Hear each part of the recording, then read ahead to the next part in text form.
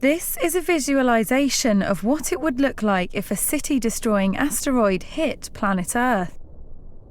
And scarily, the chance of an asteroid striking our planet is actually higher than scientists previously believed, according to the California-based B612 Foundation.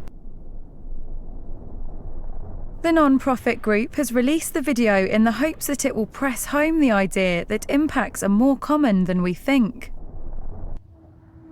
The visualization rests on data from a global network that listens for nuclear weapon detonations, which between 2000 and 2013 detected 26 major explosions on Earth. None of these were caused by nuclear weapons, they were all the result of asteroid strikes.